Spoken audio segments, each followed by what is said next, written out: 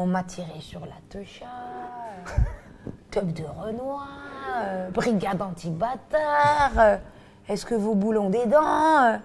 On dit, mais elle a pété un plomb.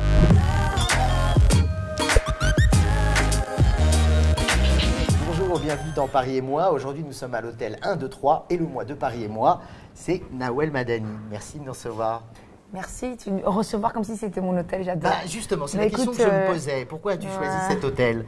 Parce qu'il est, je ne sais pas si tu as remarqué, mais c'est dans le cadre cinématographique, plein de souvenirs, des affiches de films que je n'ai jamais vus d'ailleurs.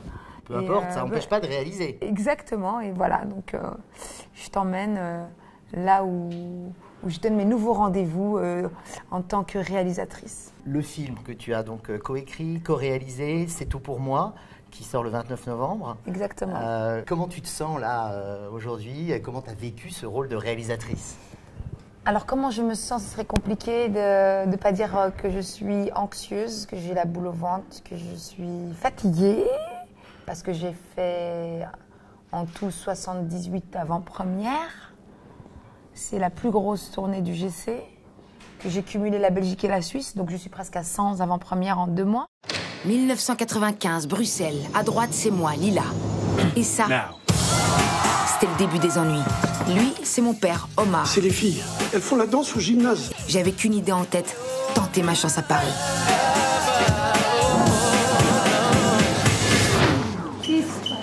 Quand on est réalisatrice et comédienne du film, que d'ailleurs aussi on monte sur scène, et c'est un rythme assez effréné. Mais j'ai tellement rêvé de pouvoir en vivre, de cette passion. On le comprend une fois qu'on voit le film, ces années de galère. Moi j'ai galéré pendant 12 ans. J'ai fait pas mal de petits jobs. J'ai été Madame Pipi dans une boîte de nuit, j'ai fait physio, j'ai vendu des crêpes en Algérie. J'ai fait plein de choses. Et pendant que tu bosses, tu rêves de vivre de ton art. Tu te dis, allez, c'est quand que ça va arriver, c'est quand que ça va payer. Tu m'as menti, Lila. T'as rien à m'expliquer. Tant que t'es sous mon toit, c'est moi qui dictais les règles. Bon, avec mon père, c'était toujours aussi compliqué. J'ai pas le choix, j'ai besoin de ce tremplin.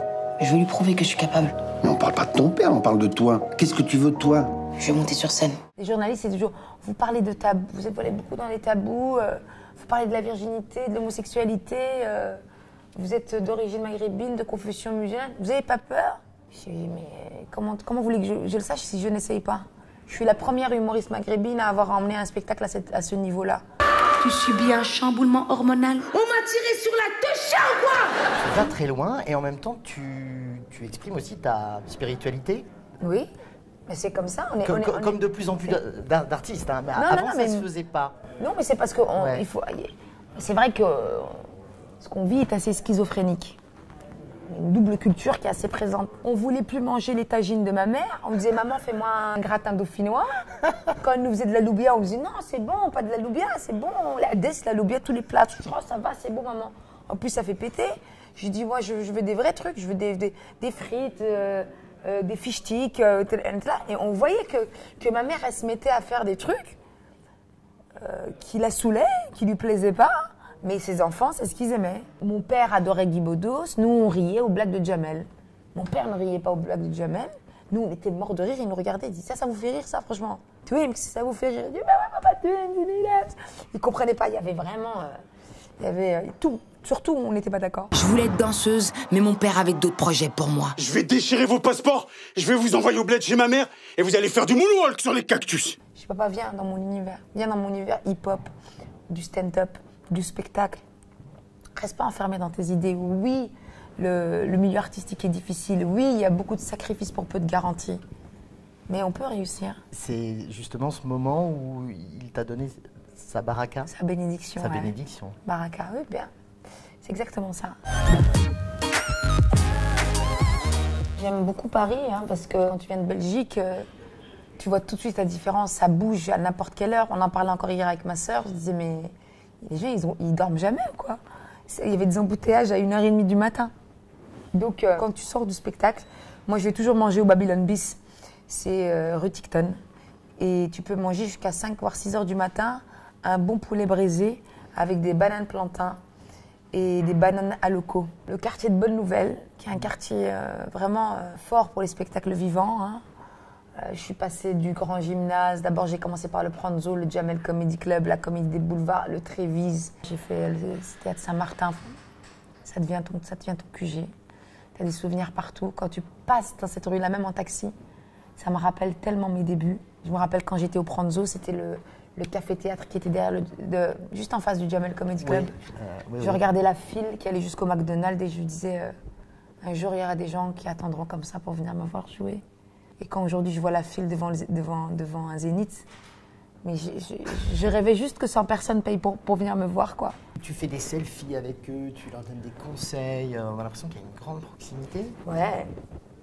J'ai l'impression que je suis sur Terre pour une mission. Donner de la force aux gens.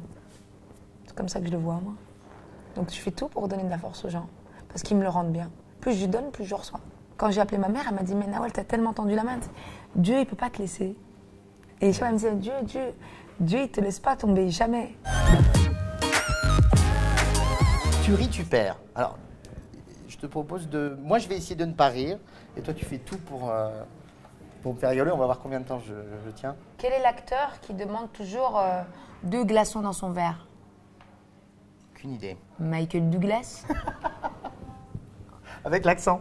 Mais oui, Douglas. Bon, bah voilà, j'ai déjà perdu. Deuxième petit jeu que te propose Sélection Imad. Vivre Paris. C'est, il y a quelque chose dans cette enveloppe. Oh, wow. Je t'invite à regarder. Qu'est-ce que tu vas nous dire ce que ça t'évoque? Ah.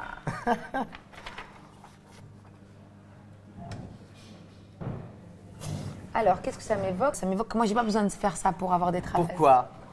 Parce que j'ai mes 45 minutes pour faire un brushing tous les matins. Et donc, quand tu fais un brushing tous les matins depuis que tu es toute petite, parce que tu n'as pas d'oseille pour aller chez le coiffeur, à 16 ans, tu es comme ça, tu vois. Tu vas à l'école, Nawel, tu fais du sport? Non, brushing tous les matins, frère, 45 minutes. Ce soir, on va se dire que si on peut rire ensemble, c'est qu'on peut vivre ensemble.